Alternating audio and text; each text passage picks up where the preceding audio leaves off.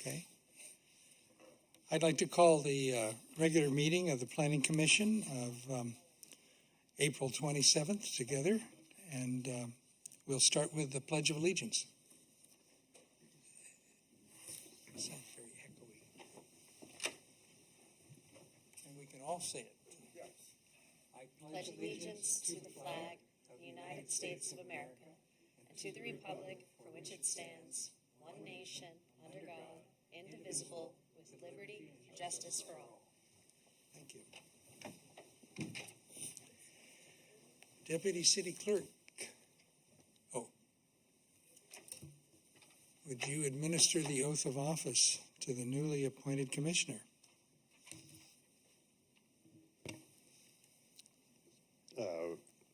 I'm not sure how to call you until you're the actual commissioner. Soon to be Commissioner Munoz Morris. I've placed the oath of office in front of you. And I just wanted to ask you before we start if you prefer to swear or affirm. Swearing has to do with belief in a deity. Affirming is you're on your own. I have no preference. Okay. All right. So go ahead and raise your, turn your microphone on, please. Bob. It's flashing. It's flashing. Yeah. Bob, turn yours off. Perfect. All right, and then raise your right hand and repeat after me. And it's in front of you. I state your name, do solemnly swear I, Juan Miguel Munoz Morris, do solemnly swear that I will support and defend the Constitution of the United States that I will support and defend the Constitution of the United States and the Constitution of the State of California and the Constitution of the State of California against all enemies, foreign and domestic, against all enemies, foreign and domestic, that I will bear true faith and allegiance to the Constitution of the United States that I will bear true faith and allegiance to the Constitution of the United States and to the Constitution of the State of California, and to the Constitution of the State of California. that I take this obligation freely I take this obligation freely, without any mental reservation or purpose of evasion, without any mental reservation or purpose of evasion, and that I will well and faithfully discharge the duties upon which I am about to enter. and that I will well and faithfully discharge the duties that I am about to enter. I furthermore agree to abide by the rules, regulations, and laws of the City of San Luis Obispo, I furthermore agree to abide by the rules, regulations, and laws of the City of San Luis Obispo. Great, thank you. Thanks. If you could sign above your name and then pass it to me, I'll sign it, and then after the meeting, I'll get this to you. I just have to scan it.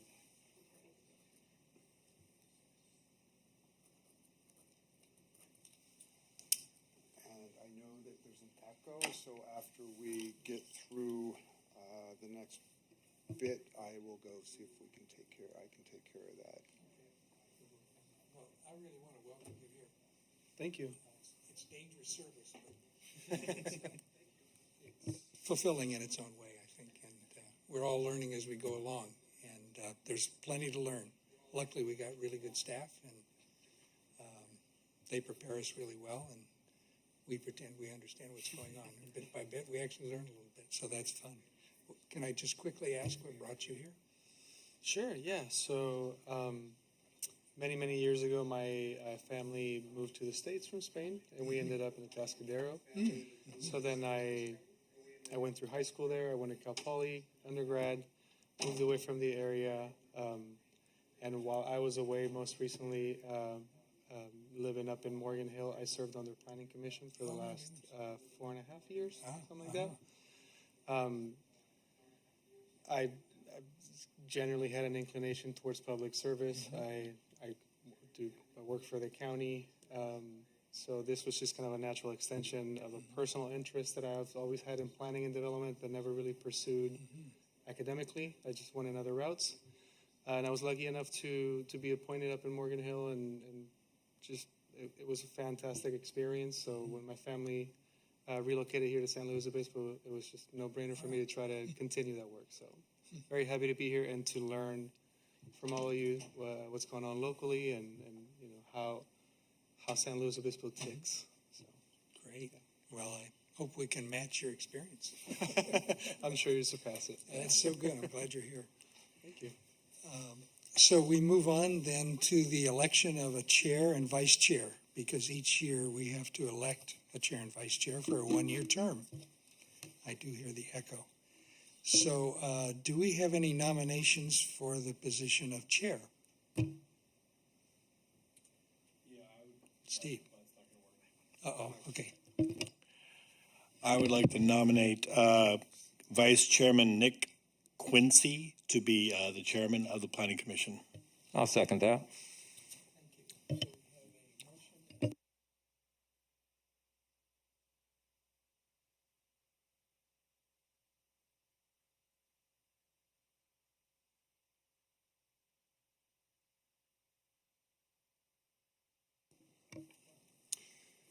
Right.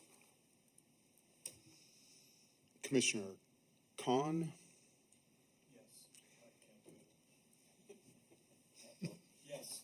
Uh-oh. Commissioner Wilkin, Yes. Commissioner Francis, Yes. Commissioner Hopkins, Yes.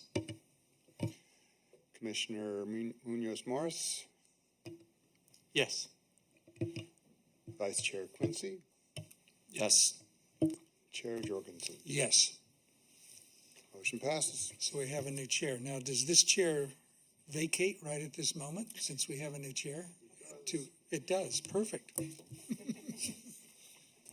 chair have to stay in there. Thank you for your service. I don't want to. See if I.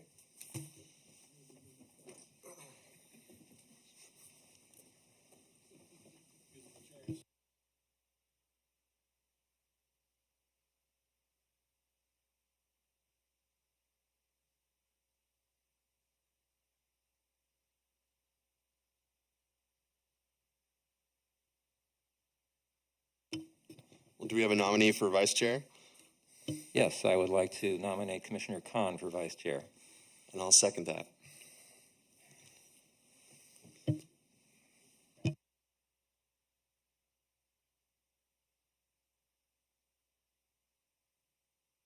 Forgot I'm the one doing this now.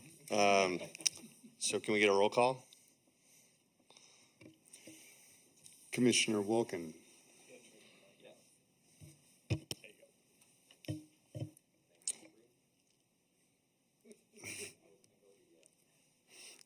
got it. Chair Quincy, Yes. Commissioner Francis, Yes. Commissioner Hopkins, Yes. Commissioner Khan, Yes. Commissioner Munoz Morris, Yes. and Chair Jorgensen. Ex-chair. Yes. Sorry. Commissioner Jorgensen. So doesn't the vice chair sit here?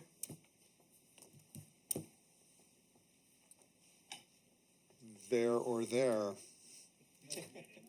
You can do it. You can do it. Come on. Nice talking to you. That's what I get to meet the entire day. Yeah, exactly. Everybody takes The a only turn thing on I'm the missing chair. is music for the musical chairs. Somewhere else. Yes.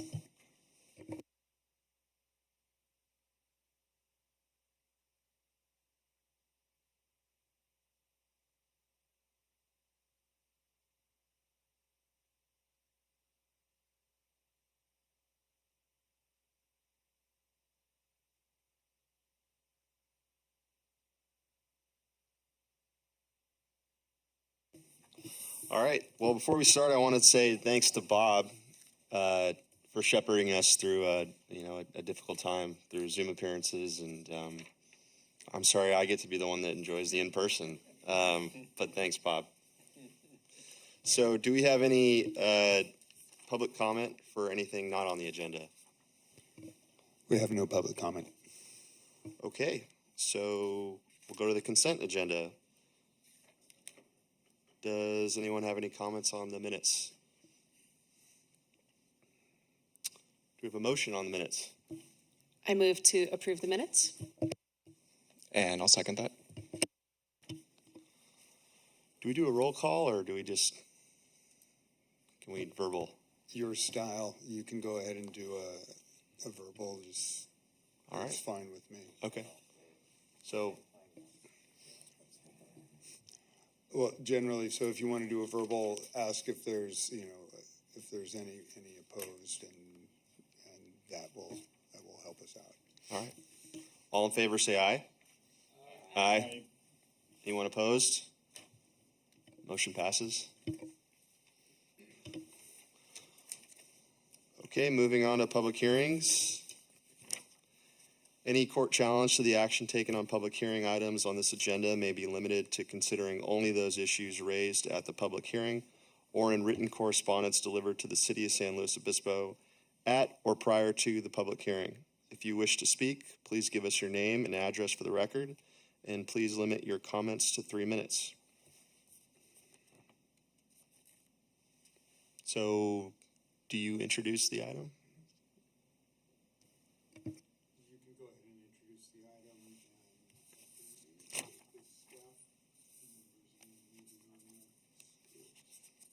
I think it's Ms. Hahn. I can just briefly introduce Hannah. Hannah is an associate planner with the Community Development Department. She previously worked at the county before that as a planner, and then before that she was with the city as an assistant planner. So we're excited to have Hannah back, and I think this is the first Planning Commission meeting since you've been back. All right. And you'll be seeing more Hannah in the future. She's taking on some of the larger projects that are coming through for development review in our department. Thanks. Great, welcome.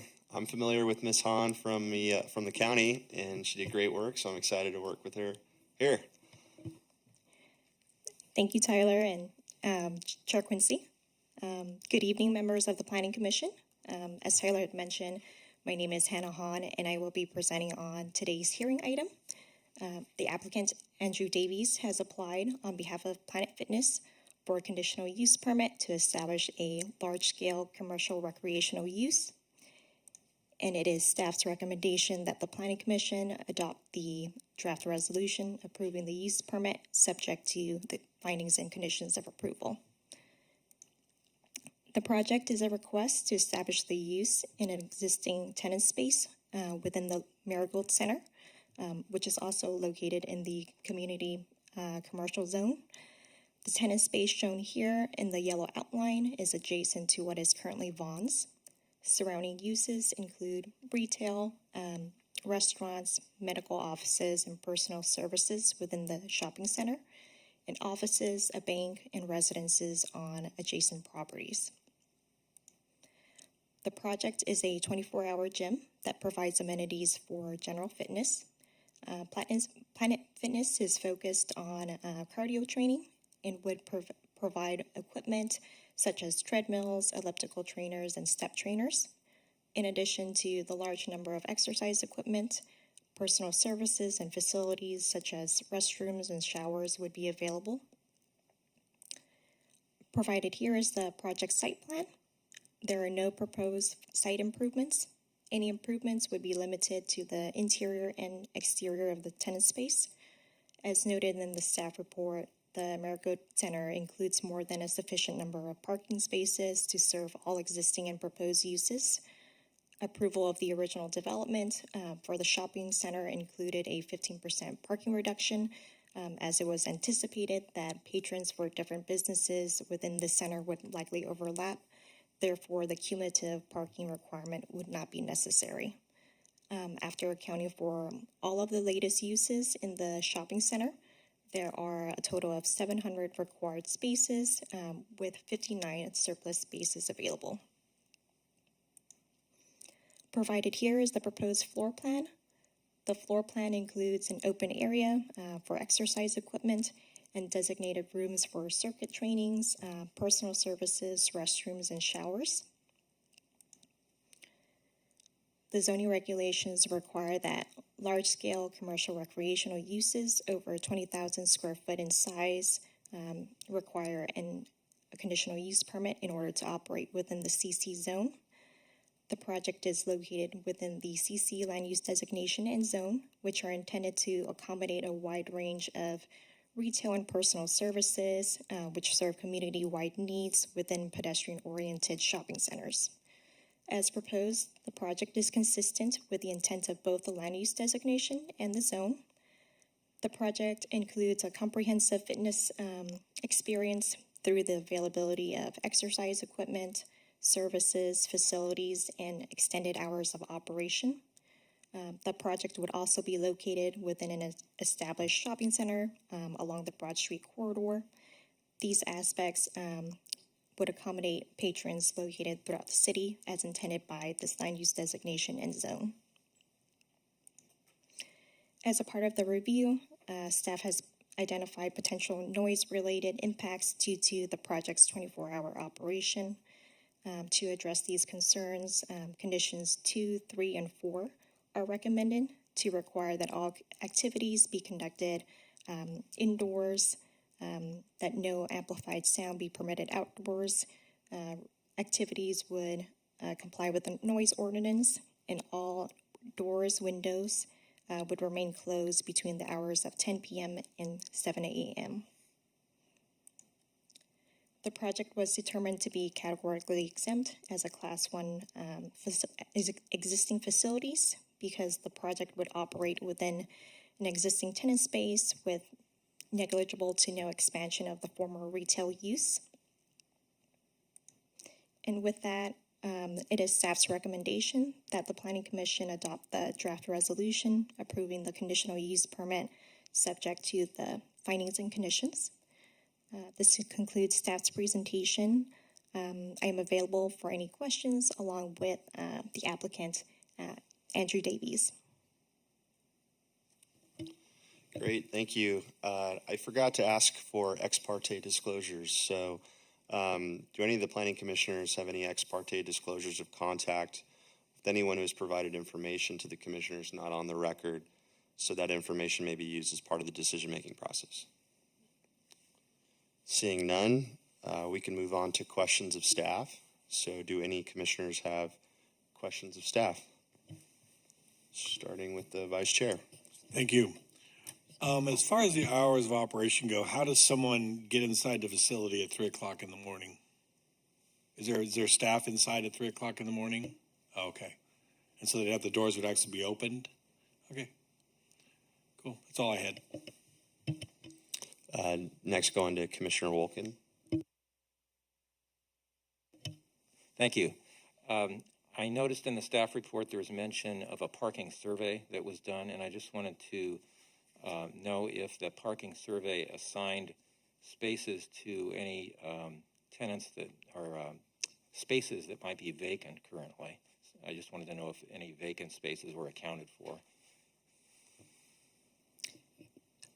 Generally, for parking reductions, all of the parking spaces would be available for all uses within the shopping center, and so there is no designated parking for this use. Well, what I'm asking is the parking survey concluded that there was a surplus of 59 spaces, and it must have assigned a number of spaces for each of the uses in the shopping center, right? So I'm just, are there any vacant spaces right now, and were they assigned spaces to come up with the overall parking demand? If there are vacant spaces, typically we use a 1 per 300, which is a standard kind of ratio that captures most uses. So yes, even vacant spaces would still have a requirement associated with that. Right, setting. and were those included in the calculation that determined there was 59 Yes. surplus spaces? Yes. The reason I ask is because this use requires 1 space per 200 square feet, I believe, according to the staff report, and I think the former use was the arts and crafts store, right? And that requires 1 space per 300, right, square feet. So there's a more of a parking demand with this use. So I just wanted to make sure that the surplus was counted everything in the shopping center. Okay, thank you. That's all I had. Commissioner Hopkins. Thank you. So, in regards to condition 2, which prohibited, or I can't remember if it prohibited outdoor use or just only allowed indoor use, when COVID hit and we saw a lot of gyms transitioning outside, was that a condition? Was that because those particular gyms maybe didn't have such a condition and could operate outdoors? Or I'm just thinking if fall, winter hits again, we see another surge and some gyms want that flexibility. Would that be something that's allowed? Sure. Those uses, those outdoor space for a gym or so forth was covered under which is still going on, the emergency order. Okay. So the emergency order is still active. I would say we'll probably be looking, if things continue to trend the way they are, sometime this summer that will probably go away. But should it come back, those would be afforded to the use. Great. Thank you. I think that concludes our questions. Are there any Oh, I'm sorry. I'm still getting used to this thing. Yeah. I already forgot about you, Bob. Commissioner Jorgensen. So I just wanted to ask about the area and generally pedestrian amenities when we think of hundreds of new units being built over the next couple of years across the street, and wondering whether the pedestrian amenities that will be available when those big 3 projects on Tank Farm are completed, will they be any different or any better than what we have now relative to getting to this facility, for instance? There was a lot of improvements associated with those 3 developments in terms of access, not only to this site, but across Tank Farm and actually up to the Damon Garcia sports fields. So yes, the public improvements, full, frontage improvements with sidewalks and bike paths will be available, but the crossing to get across Tank Farm, will be enhanced, but it'll still be a crossing. It'll be shrunk a little bit, I take it, yeah. Well, it'd just be nice to think in the long run that exercise facilities would, access by a person walking would be a nice thing, and if everyone didn't have to drive. And it made me think with all the free spaces, supposedly, that it'd be nice if the developer would figure out some way, for instance, a pedestrian walkway up through the middle would be nice. You see a lot of people from that area walking to lunch, to trying to find a place to lunch, and they kind of just get into the cars and into the parking right now. So that's a different kind of problem, but hopefully we'll find a way to address that eventually. Thank you. Commissioner Munoz Morris. Thank you. Generally speaking, I didn't really see any major issues or objections with the recommendation, but the conversation a moment ago about outside exercise did spark my curiosity. Just given the layout of that shopping center, how would this gym theoretically operate an outdoor space? And is that included in the applicant's package since that emergency order is still active? Or would that be something that they would have to come back to the city to figure out a layout within that? I mean, it's a fairly large parking area, right? So where do they set up under that? So what's been done is the parking spaces in the larger shopping center, the applicant would, under the order, ask to use some of those parking spaces and put some temporary facilities out there for barrier protection, and use pieces of that parking lot for some of the classes and exercise equipment. Okay. This particular suite has space in the back that opens up to kind of a driveway and some recycling, trash and recycling areas. But the front would probably be more, I would think, conducive to, being out front, more visible. They have pretty wide sidewalks there, pedestrian walkways in front of the facility as well. But that's not a part of the application proposal at this time. It's all contained within the tenant space. Okay. Yeah. So there's no kind of general requirement around some sort of contingency plan for that. It's just kind of allowed, and they just kind of report back. Is that sort of how it works? Yeah, it would just be allowed. Be specific. If they wanted to do that, they would have to obviously work with the landlord on that aspect as well. Gotcha. Thank you. I don't see any other questions. Is there any public comment?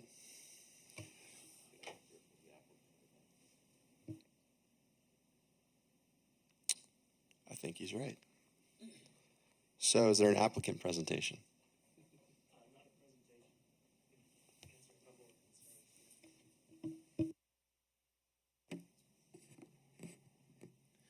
Good evening, Mr. Chair, members of the Commission. Andrew Davies from Ed Consulting, project applicant.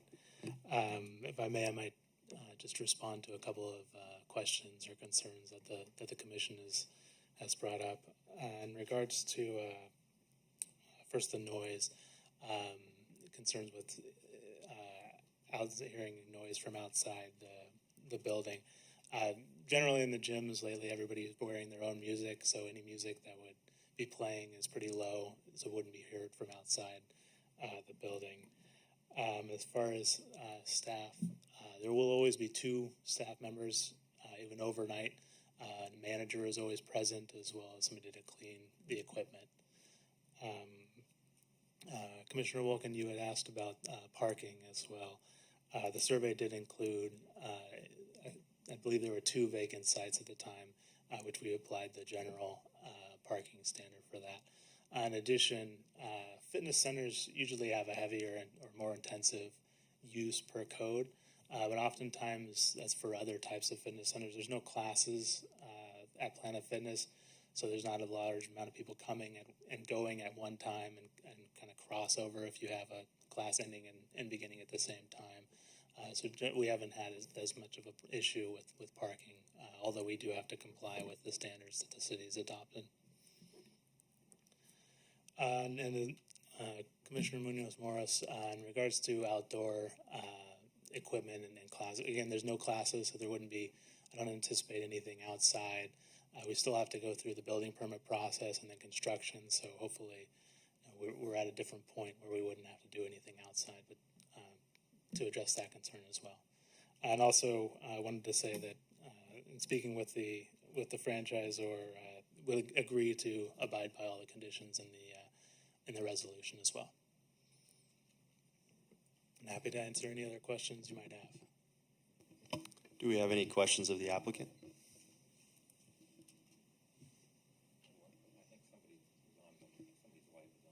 I think Commissioner or Vice Chair Khan's light's been blinking for a while. I don't know how to get rid of it.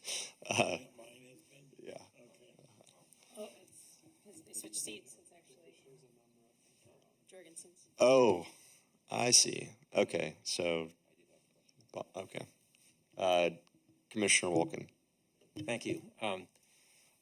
Since this is going to be a 24-hour operation, one of my concerns was the safety and security at night, especially for people who might park in the back where there's a parking lot and then walk through the breezeway to the front entrance. I did notice some lighting there. In your opinion, is that adequate for the needs of the gym, for the safety and security of the customers if they park in the back at night and walk to the front of the front entrance? Yes, and thank you for that comment. Yes, and there will also be security cameras installed both in the rear and the front of the store to be monitored to make sure that everybody's safe, or an effort to make sure everybody's safe. Okay, thank you. Do we have any public comment on this? I don't have any speaker slips at this point. Just invite the audience, if you would like to speak on this item, you can fill out a card or you can just come up to the podium and let us know. Nope. All right, seeing No none, public comment. bring it back to the commission for deliberations. Maybe we should start with a motion and then go from there. I'll make a motion to adopt the draft resolution approving the conditional use permit use 0728-2021, subject to the findings and conditions of approval. Second. Okay, hearing a motion in a second. Do we have any comment? Seeing none. Deputy City Clerk, can you call roll? Commissioner Hopkins. Commissioner Francis. Yes. Commissioner Munoz Morris. Yes. Commissioner Wolken. Yes. Commissioner Jorgensen. Yes. Vice Chair Khan. Yes. And Chair Quincy. Yes. Motion passes. All right. Thank you. Moving on to staff updates and agenda forecast. Can Community Development Director, Deputy Community Development Director Tyler Corey present the update? All right, thank you, Chair. Members of the commission, just kind of looking out. Next meeting on May 11th, we have one item. It is a use permit to establish a multi-vendor kind of a bar tavern type facility. It'll also include some indoor and outdoor recreation facilities. This is at the old formerly Daylight Home and Gardens location on Monterey Street.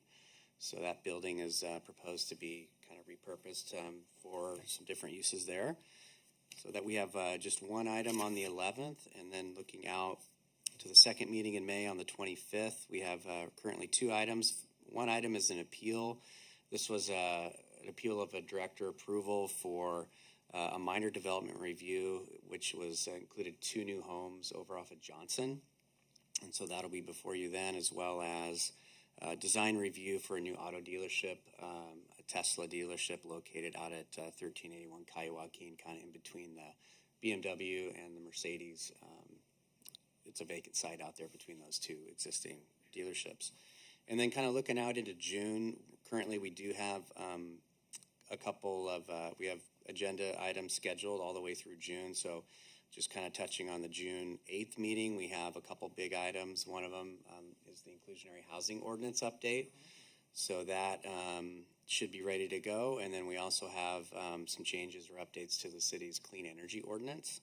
So those are the two items for the 8th. And then finally looking out on June 22nd, we're hoping to bring the safety element update to you all. So that would be a big project as well. And we also potentially have safe parking use permit for Railroad Square. So that location for safe parking has been operating under the emergency order that we have in place right now. But once that goes away, then we need to legalize that use to continue there. So that will be coming as well. So that takes us out through June.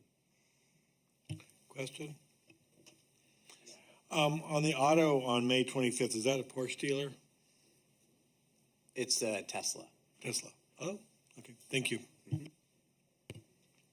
I had a question. I thought on a previous meeting we were looking at French hospital expansion. Is that what happened to that one? So that was we did receive some comments on our environmental documents. So we're reviewing those comments and kind of working with the applicant on next steps. So that item kind of moved into a kind of a pending category at this time, but it will be moving forward at some point. It's just the exact timing of that. I don't have an update for you at this time. And I just wanted to note that I will not be in attendance on the 25th.